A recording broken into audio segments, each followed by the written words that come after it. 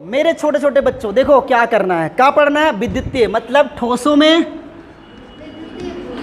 हाँ ठोसों में विद्युतीय गुण या ठोसों का विद्युतीय गुण। Electrical property in solid, electrical properties of solid या in solid, electrical properties in solid. अब मेरे बच्चों ध्यान से देखना, बहुत ध्यान से, आराम से। बताओ हम 10th क्लास के अंदर भी बड़ा प्यार से पढ़ के आए हैं कि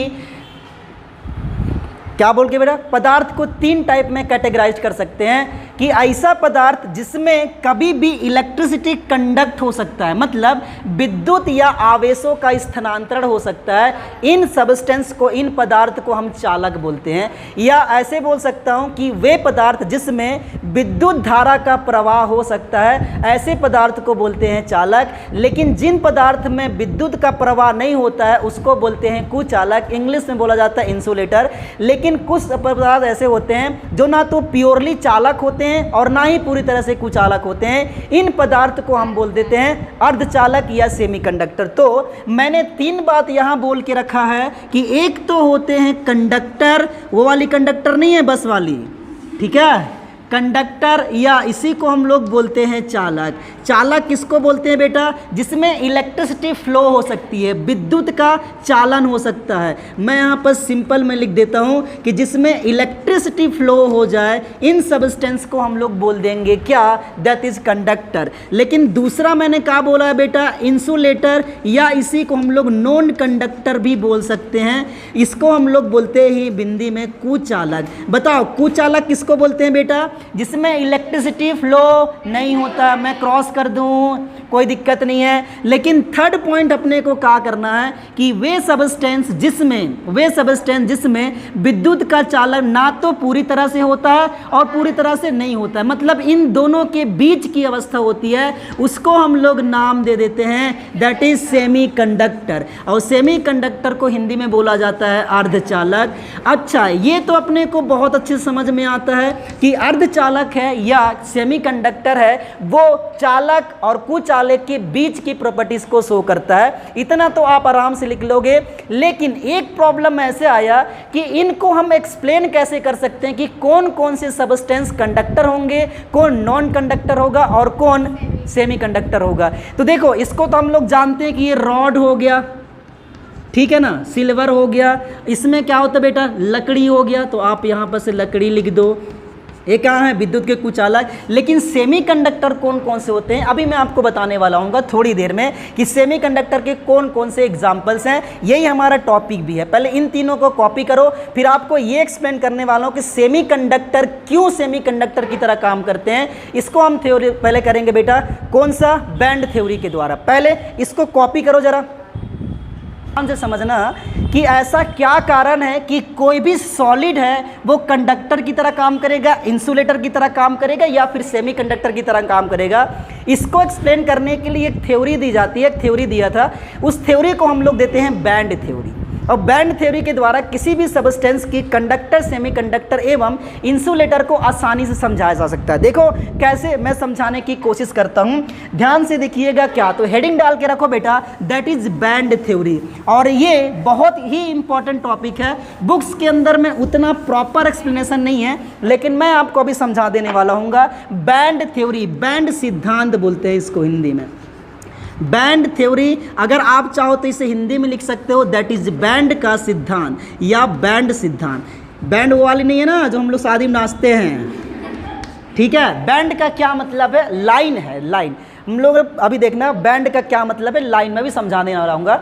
देखो बेटा, बैंड थ्योरी कहता क्या है कि मान लो मैं एक एग्जांपल ले रहा हूँ सिलिकॉन, ठीक है ना। क्या ले रहा हूँ बेटा, सिलिकॉन। सबसे पहले सिलिकॉन 14 ग्रुप का है और 14 ग्रुप है तो इसका इलेक्ट्रॉनिक कन्फिग्रेशन निकालो।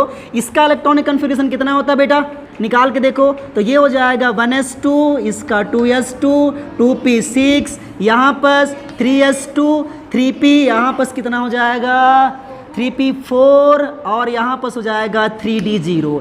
इसको तो आप बड़े प्यार से एक नाम दिया करते थे, दैट इज बैलेंस सेल। बात मानते हो क्या? इसी को हम लोग हिंदी में बोला करते थे संयोजी कोष। अब बेटा बताओ, अब कभी भी अपने को कुछ भी बॉन्ड बनाना है या कुछ कराना है, अपने बैलेंस सेल वाला पार्टिसिपेट करता है तो बाकी का कोनो मतलब नहीं है। लेकिन अगर आप इस बैलेंस सेल के अंदर में देखोगे तो मुझे 3 टाइप के सब सेल्स दिख रहे होंगे, एस, पी और डी। उनमें से भी कुछ खासियत होगा कि एस सब सेल पूरी तरह से भरा हुआ है, पी थोड़ा बहुत भरा हुआ है, जबकि डी पूरी तरह से वैकेंट है। तो मैं क्या करता हूं, ये जो सब सेल दिख रहे हैं 3s and 3p and 3d, तो ये बेटा इसमें 2 है, इसमें 4 है, इसमें 0 है। तो होता क्या है, ये एक लाइन में ऐसे बना सकता हूँ का कुछ इस तरह से ऐसे, और अपने को बहुत अच्छे से पता है कि 3s की एनर्जी सबसे कम होता है, उसके बाद 3p 4 की होगी और उससे ज़्यादा एनर्जी किसकी होगी, 3d 0 की। बात मानते हो ना। अब मेरे को एक बात बहुत अच्छे से समझ में आने वाला होगा कि ये जो s और p दिख रहे हैं ये फील्ड दिख रहे हैं, फील्ड दिख रहे हैं क्या, और फील्ड होने की वजह से या इसमें इलेक्ट्रॉन्स हैं, इलेक्ट्रॉन होने की वजह से ये जो सब सेल होते हैं बेटा वो भारी हो जाते हैं। क्या हो जाएंगे, अब भारी होंगे ना तो अपने एनर्जी लेवल से थोड़ा सा नीचे आ जाएंगे। लेकिन इसमें तो कोनो इलेक्ट्रॉन्स नहीं है, और जब इसमें कोई इलेक्ट्रॉन्स नहीं होगा तो ये अपने जगह पर रहेगा। इसका मतलब कि अगर इन तीनों ऑर्बिटल या तीनों सब सेल्स को मैं डिफाइन करने चलूँ तो देखो ये डी वहीं का वहीं रह चुका है, लेकिन एस और पी क्या आ चुके हैं, नीचे आ चुके हैं। यहाँ पर आप लिख लो 3p और यहाँ पर लिख लो क्या क्या बेटा 3s, यही लिखोगे ना, बहुत अच्छी बात है। एक बात और समझ में आ गया कि ये देखो ये जो ऑर्बिटल जो इलेक्ट्रॉन्स भरे हैं 4 और 2, इनको हम लोग नाम दे देते हैं that is field balance band. क्या बेटा, फील्ड बैलेंस बैंड। और एक चीज और इसको बोला जाता है दैट इज, क्या बताने वाला हूँगा, दूसरी बात ये बता दो बेटा, ये ऑर्बिटल पूरी तरह से भरा है क्या, ये तो पूरी तरह से खाली है, इसलिए इसको हम लोग नाम दे देते हैं that is empty balance band. क्या नाम, एम्प्टी बैलेंस बैंड। कोई दिक्कत किसी को? अच्छा एक चीज़ और बोलते हैं, लेकिन एम्प्टी बैलेंस बैंड और फील्ड बैलेंस बैंड के बीच में एक गैप दिख रहा होगा, और ये गैप्स बुक्स के अंदर मेंशन नहीं है भाई, ध्यान देना। इस गैप को हम लोग नाम देते हैं बेटा फॉरबिडन गैप। क्या नाम दे देते हैं, फॉरबिडन गैप। इसको मैं शॉर्ट में आगे जाके ना FG करने वाला हूँगा। क्या लिखने वाला हूँगा, फेसबुक नहीं है, फेस ग्रुप है ये। क्या बेटा, अरे फील्ड फॉरबिडन गैप। तो एक बात तो समझ में आ गया कि ये क्या है, एम्प्टी बैलेंस बैंड है और ये फील्ड बैलेंस बैंड है। बहुत लोग इसको कुछ दूसरा नाम भी बोलते हैं, ये फील्ड बैलेंस बैंड है और इसको हम कंडक्शन बैंड भी बोल देते हैं। क्यों, अभी आपको थोड़ी देर समझ में आ जाएगा। लेकिन बताओ ये चीज़ जो मैंने एक्सप्लेन करी है ये आपको क्लियर है क्या? एक बार और बताओ। देख बेटा, सबसे पहले क्या करते हैं, अपने को देखना है कि कौन सा सॉलिड है वो कंडक्टर की तरह काम करता है या सेमी कंडक्टर या फिर इंसुलेटर की तरह। तो उसको एक्सप्लेन करने के लिए मैंने कहा किया सिलिकॉन ले लिया है। सिलिकॉन आप किसी भी एलिमेंट को ले लो, उसका इलेक्ट्रॉनिक कन्फिग्रेशन देख लो, उसका इलेक्ट्रॉनिक कन्फिग्रेशन में निकाला तो इसका इलेक्ट्रॉनिक कन्फिग्रेशन कुछ इस तरह से आया है। और अगर इस तरह से आया है तो इसको तो हम लोग क्या नाम बोलते हैं, बैलेंस सेल। इस बैलेंस सेल के अंदर में आप देख लो 2 टाइप के सब सेल दिख रहे होंगे, कुछ सब सेल भरे हुए हैं और कुछ सब सेल एम्प्टी है, खाली है। तो जो बैलेंस भरे हुए हैं ना उसको मैंने कहा दिया है फील्ड बैलेंस बैंड, लेकिन जो ऑर्बिटल नहीं भरा उसको मैंने कहा दे दिया है एम्प्टी बैलेंस बैंड। ऐसा क्यों हुआ, इसके पीछे रीजन है बेटा कि इसमें तो इलेक्ट्रॉन्स हैं और इसमें इलेक्ट्रॉन्स नहीं है। जब इसमें इलेक्ट्रॉन्स होगा तो ये क्या हो जाएंगे, भारी। भारी होने की वजह से नीचे, तो ये तो दोनों के दोनों कहाँ आ गए, नीचे। ये देखो ऊपर नहीं गया है, नीचे भी नहीं आया है, अपने अपने जगह पर ही है। लेकिन दोनों के बीच में क्या क्रिएट हो चुका है, एक गैप क्रिएट हो चुका है, और उसी गैप को हम लोग क्या नाम दे देते हैं, फॉरबिडन गैप। क्लियर है अभी? किसी को कोई दिक्कत? पहले इसको थोड़ा कॉपी करो ताकि मेरे को गैप यहाँ पर स्पेस की ज़रूरत पड़ेगी इसी के पीछे। ठीक है, चलो बेटा देखो, हमने 2 गैप क्रिएट कर लिए हैं, फॉरबिडन गैप और एम्प्टी बैलेंस बैंड और फील्ड बैलेंस बैंड। कभी कभी बुक्स के अंदर में देखना इस बैंड को ना वो कंडक्शन बैंड लिख देता है, सिन कंडक्शन बैंड। ठीक है, इसका नाम भी लिख देता हूँ दैट इज कंडक्शन बैंड। और एक चीज़ और ध्यान से देखना, इसको हम लोग फील्ड बैंड भी बोलते हैं। कोई बात नहीं है, अपने को समझते जाना है क्या करने वाले हैं। मैं इधर वाले को थोड़ा स्पेस बनाने के लिए ना इसको रफ कर रहा हूँ। देखो बेटा क्या बोलते हैं, ऐसा कि अगर कभी भी देख लो ऐसे दो तरह से जो गैप है ना, ऊपर वाले गैप को मैं सीबी बोल रहा हूं, और सीबी का मतलब क्या है बेटा, कंडक्शन बैंड। ठीक है, आप चाहो तो फील्ड बैंड, एम्प्टी बैंड बोल सकते हो, आपकी इच्छा है, लेकिन मैं क्या बोल रहा हूं, इसको कंडक्शन बैंड बोल रहा हूं। अब ये देखो कंडक्शन बैंड नीचे अगर मैं इस तरह से लिख दूं और इसको मैं बोल देता हूं क्या, फील्ड बैलेंस बैंड। शॉर्ट में लिख रहा हूं फील्ड और यहां पर बैलेंस बैंड, समझ जाओगे ना। अब देखो इनके बीच का गैप को हम लोग क्या बोल के रखे हैं, फॉरबिडन गैप, मतलब शॉर्ट में लिख रहा हूं एफजी। अब ये रूल ये कहता है कि अगर कभी भी इस फील्ड बैलेंस बैंड और कंडक्शन बैंड के बीच का गैप अगर बहुत ज़्यादा होगा, क्या बोला मैंने कि फॉरबिडन नहीं, फील्ड बैलेंस बैंड और कंडक्शन बैंड के बीच का जो गैप है वो बहुत ज़्यादा होगा, तो यहाँ के जो इलेक्ट्रॉन्स हैं वो इलेक्ट्रॉन यहाँ से यहाँ मूव नहीं कर पाएंगे।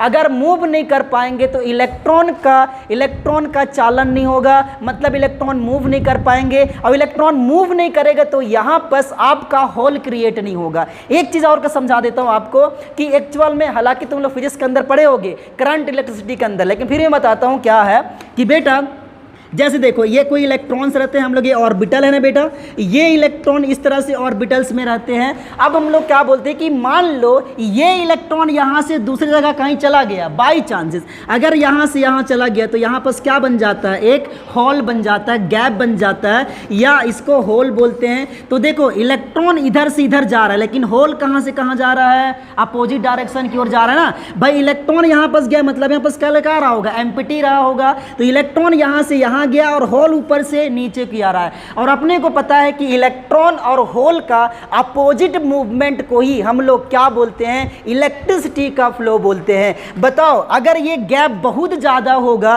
तो ये इलेक्ट्रॉन यहां से यहां जा पाएगा क्या, नहीं। और अगर नहीं जा पाएगा तो ना तो इलेक्ट्रॉन्स यहां से मूव करेंगे और ना ही यहां पर होल क्रिएट होगा। दैट मीन्स ये सेमीकंडक्टर की तरह नहीं, ये किसकी तरह काम करना शुरू कर देगा, इंसुलेटर की तरह, कुचालक होंगे विद्युत के। लेकिन ये गैप कितना होना चाहिए, तो ध्यान देना ये बुक्स के अंदर बिल्कुल मेंशन नहीं है, बहुत सारे बुक्स के अंदर नहीं मिलेगा। ये फॉरबिडन गैप की वैल्यू बेटा मैं शॉर्ट में लिख रहा हूं, इस फॉरबिडन गैप की वैल्यू अगर कभी भी 5 इलेक्ट्रॉन वोल्ट से ज़्यादा हो गया तो ये कभी भी कभी भी एक कंडक्टर या सेमीकंडक्टर की तरह काम नहीं करेंगे, ये हमेशा काम करेंगे इंसुलेटर की तरह। मतलब ये क्या होगा, 100% इंसुलेटर। ये बात आपको समझ में आ गई क्या। लेकिन आगे चलते हैं, ये तो आप कॉपी कर लिए हो, मैं क्या करने वाला हूँगा उसको ध्यान से समझना जरा, क्या बताने वाला हूँगा बेटा। अगर मैं ऐसा बोल दूं कि यहाँ बस एक मैंने ऐसे बना के रखा हुआ है कि दोनों के जो कंडक्शन बैंड हैं, और इसको मैंने क्या बोल के रखा है, कंडक्शन बैंड, इसको बोल के रखे हैं फील्ड बैलेंस बैंड, यही बोल के रखे ना बेटा। इन दोनों के बीच में गैप दिख रहा है क्या, बिल्कुल गैप नहीं है, ऑलमोस्ट जीरो के आसपास है। और अगर ऐसा हुआ तो ये इलेक्ट्रॉन यहाँ से मतलब फील्ड बैलेंस बैंड से कहाँ चले जाएंगे, कंडक्शन बैंड में, और कंडक्शन बैंड से होल कहाँ जाएगा, फील्ड बैलेंस बैंड में। यहाँ इलेक्ट्रॉन का ट्रांसफर हो सकता है, और इलेक्ट्रॉन का ट्रांसफर अगर होता है तो ये किसकी तरह काम करना शुरू कर देंगे, बताओ, कंडक्टर की तरह काम करना शुरू कर देंगे। लेकिन ये गैप कितना होना चाहिए, तो ये फॉरबिडन गैप की वैल्यू ऑलमोस्ट जीरो के आसपास होना चाहिए। ऑलमोस्ट जीरो का मतलब वो +1 +2 हो जाए, कोई दिक्कत नहीं है, लेकिन 5 इलेक्ट्रॉन वोल्ट से ज़्यादा नहीं होना चाहिए। ठीक है, एक चीज़ और ध्यान से समझना कि अगर ये जो कंडक्शन बैंड है मेरी बच्ची, सी भी यहाँ पर लिख रहा हूँ, ये कंडक्शन बैंड, और यहाँ पर मैं लिख दे रहा हूँ क्या बेटा, that is field balance band. अब ये फील्ड बैलेंस बैंड के बीच बताओ ना तो बहुत ओवरलैप्ड भी नहीं है और बहुत ज़्यादा गैप भी नहीं है। ये गैप ज़्यादा कहाँ दिख रहा है, कमी ना दिख रहा है थोड़ा बहुत, तो यहाँ से यहाँ इलेक्ट्रॉन जा सकते हैं क्या, जा सकते हैं, पर हमको कोई एनर्जी देना पड़ेगा। मतलब इजीली नहीं जा सकते हैं, पर ऐसा भी नहीं है कि बिल्कुल नहीं जा सकते, थोड़े बहुत जा सकते हैं। और थोड़े बहुत जा सकते हैं तो किसकी तरह काम करना शुरू कर देगा, ये सेमीकंडक्टर की तरह काम करना शुरू कर देगा। इसका मतलब ये हुआ कि फॉरबिडन गैप की वैल्यू कम होने चाहिए किससे, 5 इलेक्ट्रॉन वोल्ट से, और ऐसा बोलते हैं कि फॉरबिडन गैप की वैल्यू लगभग होना चाहिए 2 इलेक्ट्रॉन वोल्ट के आसपास। अगर इतना आसपास कभी भी ये गैप आ रहा है या 5 इलेक्ट्रॉन वोल्ट से कम आ रहा है तो ये किसकी तरह काम करना शुरू कर देगा, इस सेमीकंडक्टर की तरह। क्या बात समझ में आई कि नहीं? क्लियर है ना बेटा? 100%। तो ये हो गया बैंड थ्योरी का कहना। आपके बुक्स के अंदर में ये कुछ चीज़ मेंशन नहीं है, आप एक बार पढ़ोगे तो मेरे ख्याल समझ तो जरूर गए हो, लेकिन एक बार नोट्स बना के देखना क्या लिखा हुआ है। बुक्स और मेरे पढ़ाने में बहुत सारा डिफरेंस होगा, पर एग्जैक्टली यही चीज़ है। ठीक है, क्लियर है बेटी? 100%। चलो कॉपी करो। तो मेरे बच्चों देखो, अब अपने को पढ़ना है कि जो सेमीकंडक्टर है अपने बुक्स के अंदर में, ये सेमीकंडक्टर 2 टाइप के होते हैं। हालांकि तो लिखो बेटा, टाइप्स ऑफ सेमीकंडक्टर। क्या लिखना है मेरे बच्चों? Types of semiconductor. ट्रिक्स बताऊं पहले? ट्रिक्स अच्छा बेटा, सबको घटाव आता है ना सब्सट्रैक्ट करने? कौन है? सबसे पहले मैं हाथ खड़ा करता हूँ क्योंकि मेरे को नहीं आता। सबको आता है? अच्छा, तो बेटा देखो, अपने को सेमीकंडक्टर पढ़ने के लिए अपने को 4 ग्रुप ऐड करना है। ठीक है, 3 ग्रुप, 13, 14 और यहाँ पर 15। ठीक है बेटा, यही अपने को काम करना है। ध्यान से देखते जाना। मैं क्या कि स्टाइल मारने के लिए प्लस नहीं माइनस, प्लस और माइनस कर दिया। ठीक है बेटा, कोई दिक्कत नहीं है। अच्छा, अब देखो, अब यहाँ से मैं इन दोनों को पहले उठा दिया तो आंसर क्या आएगा? -13 और यहाँ पर +14। आंसर क्या आएगा बेटा? +1। यहाँ पर करके देखो, 14 - 15 = कितना आएगा? बताओ। अगर ये प्लस आया है तो इसको हम लोग क्या नाम दे देंगे? Positive whole. और पॉजिटिव का मतलब P, और इसी को हम बोलेंगे P टाइप सेमीकंडक्टर। क्यों? अभी हम समझाएंगे। लेकिन यहाँ पर देखो, ये क्या आया बेटा? इसको हम लोग क्या बोलते हैं? और नेगेटिव का N पकड़ लो, मतलब N टाइप। ओके, ये जुगाड़ है इसका। सबको आ जाएगा ना? अब सिंपल सी बात पता चल चुका है कि जब मैं कभी भी 13 और 14 को मिलाऊंगा तो जो भी सेमीकंडक्टर जनरेट होगा उसको क्या नाम दे देंगे? पॉजिटिव हो, पॉजिटिव सेमीकंडक्टर या P टाइप सेमीकंडक्टर। लेकिन जब 14 या 15 को 14 में मिलाऊंगा तो जो भी सेमीकंडक्टर बनेगा उसको क्या नाम दूंगा? N type. अब देखो कैसे। तो पहले जुगाड़ है, समझ में आया? इसको कॉपी करना पसंद नहीं करोगे ना? ये क्या करोगे? तो जुगाड़ ना बता रहा था। जल्दी करो, जल्दी जल्दी, फटाफट फटाफट।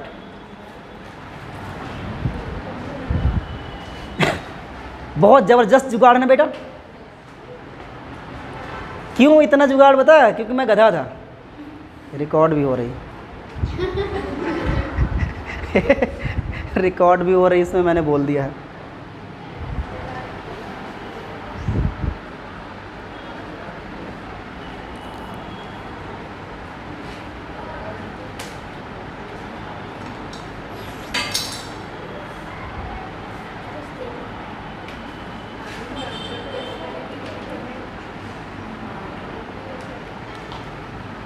अब इससे कम से कम अब तुम लोग ये दिक्कत रहे कि माइनस से शुरू करें कि प्लस से शुरू करें कि माइनस शुरू करें, ये बात रहेगा ना? तो याद कर लेना पड़ेगा कि हम माइनस से शुरू किए थे और माइनस से ख़त्म करें। हाँ, तो बेटा इसको मैं रफ कर रहा हूँ और इसको अगर मैं रफ कर रहा हूँ तो सबसे पहले हम लोग देखने वाले हैं क्या चीज़ बेटा? P type semiconductor. तो हेडिंग डालो, that is P type semiconductor. इधर देखो मेरे बच्चों, एकदम स्टाइल से समझ जाएंगे।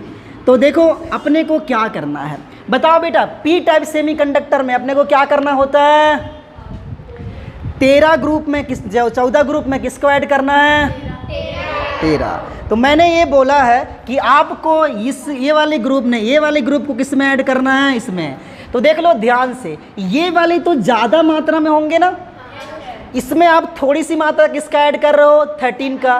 तो 13 वाले तो कम होंगे, तो 13 वाले के कुछ ग्रुप, जैसे 13 ग्रुप के कुछ एलिमेंट कौन कौन से हो सकते हैं? एल्युमिनियम, बैगन आलू या फिर गैलियम, इसका ले लो बेटा। और 14 ग्रुप के कुछ एग्जाम्पल्स जिसमें 3D पाए जाते होंगे, कौन कौन से हो सकते हैं बेटा? बताओ। इसका हो जाएगा सिलिकॉन या जर्मेनियम। क्वेश्चन पूछता है यहाँ से बेटा कि ऐसा कौन से सबस्टेंस है जो सेमीकंडक्टर की तरह काम कर सकते हैं, कौन सा एलिमेंट है, टिक में से कोई ऑप्शन से रहता, ध्यान देना ये हो सकते हैं। ओके, तो मैं क्या करने वाला हूँ कि ये वाली ग्रुप्स को इसके साथ ऐड कर देने वाला हूँ। लेकिन बताओ, मैंने बोला है कि इसको मैं इसके साथ ऐड कर रहा हूँ, इसकी थोड़ी सी मात्रा लेना है, इसकी ज़्यादा मात्रा, तो ये क्या होगा, कम होगा। तो देखो कैसे, मैं एल्यूमिनियम ले लूँ या गैलियम, आप जौन ले लो, कौनो नहीं फर्क पड़ता है। मैं यहाँ पर एल्यूमिनियम ले लिया हूँ। और अगर ये 13 ग्रुप का है तो बताओ बैलेंस शेल में कितना इलेक्ट्रॉन्स आएंगे, कितना, 13 मतलब कि 13 - 10, आंसर कितना, तो यहाँ पर 1 2 3, कोई दिक्कत। इस तरह बताओ बेटा, इसको किसके साथ मिला रहे हैं, सिलिकॉन के साथ। तो यहाँ पर सिलिकॉन के तो बहुत सारे एटम हैं, तो अहिना ले लो, अहिना और ये अहिना। इसके बैलेंस शेल में कितने होंगे, कितने, कौन सा ग्रुप का है, 14 का मतलब 4 होगा। अच्छा, तो 1 2 3 4। मेरे बच्चों यहाँ पर बता दो, ये बात समझ में आई क्या। अच्छा, अब बता दो कि ये इलेक्ट्रॉन इसके साथ बॉन्ड बना सकता है क्या, ये इलेक्ट्रॉन इसके साथ बॉन्ड बना सकता है क्या, ये इलेक्ट्रॉन इसके साथ बॉन्ड बना सकता है क्या, ये इलेक्ट्रॉन इसके साथ बॉन्ड बना सकता है, नहीं, इलेक्ट्रॉन तो भाई नहीं है। अब आप बोलोगे कि ये इलेक्ट्रॉन्स क्या करेंगे, तो ये इलेक्ट्रॉन नेक्स्ट वाले एल्यूमिनियम के साथ जुड़ जाएंगे कुछ इस तरह से, ऐसे, ठीक है, समझ गया है। ये वाले कहाँ से जुड़ेगा बेटा, नेक्स्ट वाले के साथ, 1 2 3, तो इसके साथ जुड़ जाएगा, ठीक है। इस तरह से जुड़ते जाएंगे। आप जब बनाते जाओगे, इसके साथ इसको जोड़ दो, ये आगे वाले के साथ जुड़ जाएगा। तो मेरे ख्याल से आप समझ गए होंगे कि सिलिकॉन के अगल बगल क्या होंगे, एल्यूमिनियम्स होंगे। अब ये बात तो समझ में आ गया कि जब हम लोग ऐसा कर रहे हैं कि पहले ये सिलिकॉन वाला एटम्स था, उसमें ज़बरदस्ती हमने क्या ऐड कर दिया, एल्यूमिनियम। तो एल्यूमिनियम में जैसे ऐड करूंगा तो देख बेटा, इसके पास 3 बैलेंस शेल में इलेक्ट्रॉन्स हैं और ये 4 सिलिकॉन जुड़ना चाह रहे हैं। तो 3 इलेक्ट्रॉन के साथ तो आसानी से सिलिकॉन के साथ बॉन्ड बना लिया, लेकिन एक इलेक्ट्रॉन इसके पास है नहीं है। अब एक इलेक्ट्रॉन की कमी मतलब कौन सा चार्ज, पॉजिटिव चार्ज। तो यहाँ जो इलेक्ट्रॉन्स नहीं है, इसको हम लोग नाम दे देते हैं, दैट इज पॉजिटिव होल। क्या बेटा, अब बोलोगे होल का क्या मतलब है, ये बताया था ऑर्बिटल्स। भाई मान लो ये इलेक्ट्रॉन घूम फिर के यहाँ चला गया, मान लो, तो यहाँ पर क्या बन जाएगा, पॉजिटिव होल बन जाएगा ना। तो इसीलिए मैंने क्या बोल दिया बेटा, इसको क्या नाम दे रहे हैं, पॉजिटिव होल। अब देखो, इस पॉजिटिव होल के कारण ये इलेक्ट्रॉन देखो बॉन्ड नहीं बनाया है, और इलेक्ट्रॉन से अगर बॉन्ड नहीं बनाया होगा तो ये इलेक्ट्रॉन मूवमेंट कर सकता है। और इलेक्ट्रॉन जब मूवमेंट करेगा, देखो प्योरली तो मूव नहीं कर सकता, लेकिन थोड़ा बहुत मूव कर सकता है। और अगर थोड़ा बहुत मूव करेगा तो ये कंडक्टर की तरह काम करना शुरू करता है। कंडक्टर नहीं है, कंडक्टर की तरह काम करना शुरू कर देता है। मतलब ये क्या काम करेगा, सेमीकंडक्टर की तरह काम करेगा। लेकिन ये सेमीकंडक्टर किसके कारण कर रहा है, पॉजिटिव होल के कारण कर रहा है। इसलिए इसको पॉजिटिव टाइप सेमीकंडक्टर बोलते हैं, और इसलिए इसका नाम आ जाता है पी टाइप सेमीकंडक्टर। पी का क्या मतलब है, पॉजिटिव टाइप सेमीकंडक्टर। समझ में आ गया, क्लियर है। आगे देख लो, एन टाइप को बता देता हूँ, एक साथ कॉपी कर लेना। एन टाइप कैसे होगा बेटा, तो यहाँ पर देखो, एन टाइप सेमीकंडक्टर, क्या बात है, लिखा जाए, इज्जत का सवाल है, रिकॉर्ड हो रहा है गाय की। बेटा बताओ, एन टाइप में किसको मिलाना है भाई, 14 को किसके साथ मिलाना है, बीच में कौन होंगे, 15 वाला। 15 का कौन सा ले लो, तो यहाँ पर लिख लेते हैं 15 ग्रुप का, कौन कौन सा, फास्फोरस, न्यूजीलैंड, पाकिस्तान और ऑस्ट्रेलिया, दोनों में से कौनों ले लो। और 14 ग्रुप में आपको यही दोनों को लेना है, या तो आप सिलिकॉन ले लो या फिर जर्मेनियम। बात समझ में आ गई। अब मैं क्या करने वाला हूँ, आर्सेनिक ले लेता हूँ। बताओ आर्सेनिक के बैलेंस शेल में कितने इलेक्ट्रॉन्स होंगे, सीता कितने, 5 दुर्गावती कंफर्म, निमराला कितने होंगे, कैसे पता चल गया, लकड़ा, अच्छा 1 2 3 4, एक तो 5 जहाँ बना दो, कौनो फर्क नहीं पड़ता है। अब बता, इसके साथ किसको जोड़ना है बेटा, सिलिकॉन को। अहिन ले ला, अहिना सिलिकॉन ले लो, अहिना ले लो और अहिना ले लो। बताओ सिलिकॉन के बैलेंस शेल में कहीं ना इलेक्ट्रॉन्स, कसम से, वेरी गुड। हाँ 1 2 3 4। बेटा बताओ, इसके साथ बॉन्ड बना सकता है, इसके साथ बॉन्ड बना सकता है, इसके साथ बॉन्ड बना सकता है, इसके साथ बॉन्ड बना सकता है, लेकिन एक इलेक्ट्रॉन्स क्या है? Free electron. और फ्री इलेक्ट्रॉन्स का मतलब इलेक्ट्रिसिटी कंडक्ट करेगा। और देखो ये जो फ्री इलेक्ट्रॉन्स है, इलेक्ट्रॉन पे कौन सा चार्ज? Negative charge. इसलिए इस फ्री इलेक्ट्रॉन्स को हम लोग स्टाइल मारने के लिए क्या बोल देते हैं? Negative hole. और नेगेटिव होल के कारण ये सेमीकंडक्टर की तरह काम करता है, इसलिए इसको बोल देते हैं नेगेटिव टाइप सेमीकंडक्टर या एन टाइप सेमीकंडक्टर। बात समझ में आ गई क्या? एकदम क्लियर? जोरॉक्स कराओ। देखो भाई, कोई काम बता दिया। बैंड थ्योरी जो कि बहुत टफ था, लोगों को हवा नहीं लगती है, मैंने समझा दिया। सेमीकंडक्टर मैंने बता दिया। उसके बाद केवल रह जाता है मैग्नेटिक प्रॉपर्टीज।